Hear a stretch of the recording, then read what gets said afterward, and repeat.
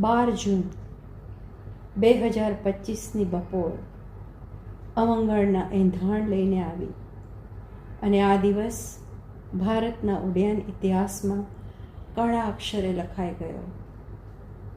London plane crash દુર્ઘટના ટાંકણે મૃતકોને અર્પણ. આ વાત કરી રહ્યા છે પિંકી મહેતા શાહ, દિશા. આજે પણ હવામાં ઉડાન એની જોઈ ધબકાર ચૂકી જાય છે. કાળનો કોળિયો બની ગયેલા લોકોનો આર્તનાદ હવામાં સંભળાય છે. શું બન્યું એ ચર્ચાનો વિષય બની જાય છે. બને છે કોઈ દુર્ઘટના ત્યારે માનવતા ડૂસકે ચડી જાય છે. જાણ્યું હશે કોઈએ કે ઉમંગ ભેર બેઠા વિમાનમાં અને યમદૂતનું તેડું આવી જશે. કોઈ જતા હશે વિદેશ ફરવા તો કોઈ અભ્યાસાર્થે ગયા હશે, કોઈ નીકળ્યા હશે નોકરી ધંધાર્થે તો કોઈ ઘર ભણી જવાના હશે. કારણો ભલે હશે જુદા, મંઝિલ સૌની તાકમાં એક જ હશે.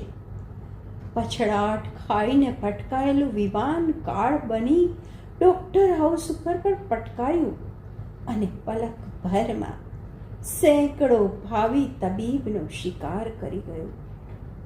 લોકોનો જીવ બચાવતા ડૉક્ટરને જ કાળાંતે પરખી ગયો. વાંક કોનો એ વાત અહીં ગૌણ બની જાય છે. જ્યારે વાળ જ ચીવડા ગળે ત્યારે ખતરો મંડરાતો દેખાય છે. એક પછી એક લોકો શ્રદ્ધાંજલિ પાઠવે છે.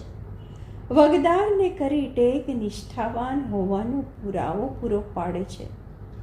મૃતકના આત્માની શાંતિ પ્રદાન કરજો.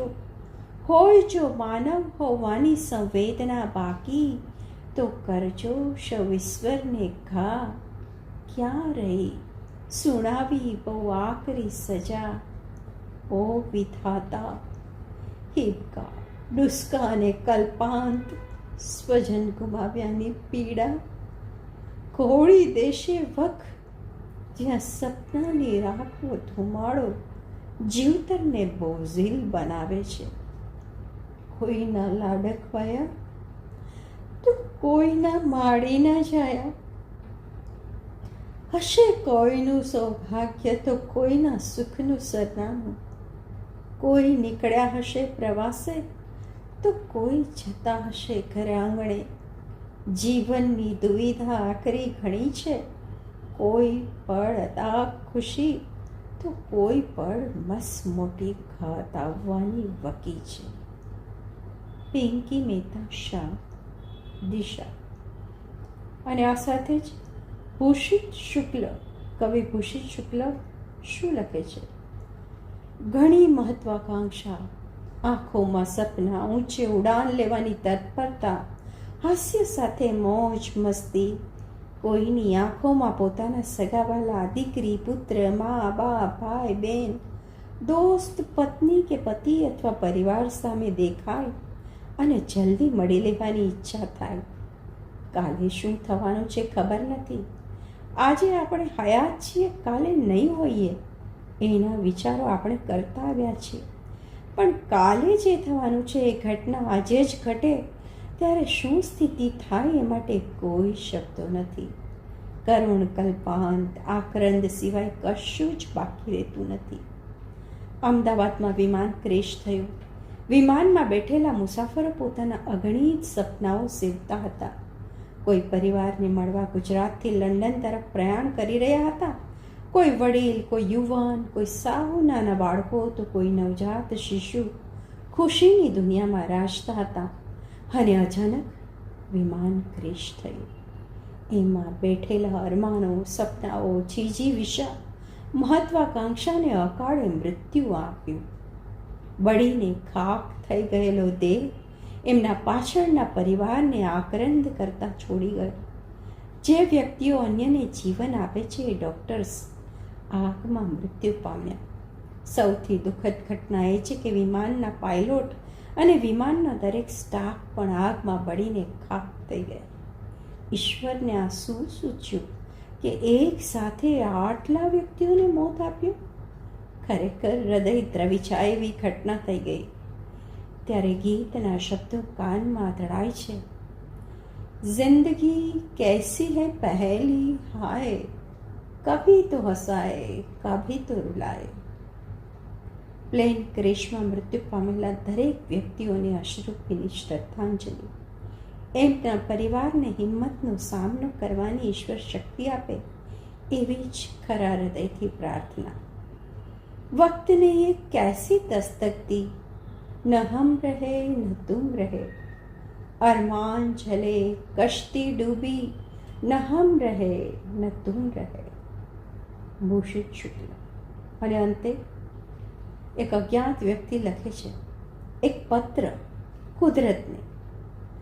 હે ભગવાન, શું આ લગભગ 300 કરતાં વધારે જણાના મૃત્યુ એક સાથે લખ્યા હતા? શું આ મૃત્યુનું નિમિત્ત એક જ હતું, અને એ પણ ઉડતું વિમાન? વિમાનમાં બેઠેલાનું તો સમજી શકાય કે લાખો ફ્લાઇટ ઉડે છે તો એકાદમાં આવો પ્રસંગ બની શકે, કારણ કે જોખમ તો રહેલું જ છે. પરંતુ એ કેન્ટીનમાં જમતા નર્સિંગ વિદ્યાર્થીઓનું, ડૉક્ટર્સનું, કેન્ટીનના સ્ટાફનું, સિક્યોરિટી ગાર્ડનું, સ્વીપર અને છાંયડો શોધીને આરામ કરનાર અબોલ પ્રાણી કે બિચારું જિંદગીમાં ક્યારેય વિમાન પાસે પણ નથી જવાનું, એનું નસીબ પણ ઉડતું વિમાન જ હતું. તેઓ વિમાન પાસે કે સાથે ન હોય તો પણ તું વિમાન એમની પાસે મોકલી શકે, અને એમના મોતનું કારણ એ પણ વિમાન જ. જબરો પાયલોટ છે તું. હા, કુદરત તારી લીલા અપરંપાર છે. કુદરતની લીલા તો જુઓ. કદાચ ડેડ બોડી પણ જેના નસીબમાં હશે તે પરિવારને આપશે, પણ તે પણ કેવું? લગભગ અંતિમ વિધિ કરેલું જ ને. ઘણાને પરિવાર સાથે બોલાવી લીધા, તો ઘણા બધાને કપલમાં બોલાવી લીધા, સાથે સાથે ઘણા ઘરના ચિરાગને પણ ઓલવી નાખ્યા. કુદરત તારી આ કેવી લીલા. હવે તને જ વિનંતી કરવાની કે આ બધા જ આત્માને શાંતિ આપજે, અને આ બધાના પરિવારને સાંત્વના આપજે. ખબર નથી પડતી કે પ્લેનમાં ખામી હતી કે લોકોના નસીબમાં. આ તો એક ઇન્વેસ્ટિગેશનનો વિષય બનાવી દીધો, અને છતાંય તું તો વાકમાં આવીશ જ નહીં. કુદરત તારી લીલા અપરંપાર છે. એક મજબૂર ઇન્સાન. અસ્તુ.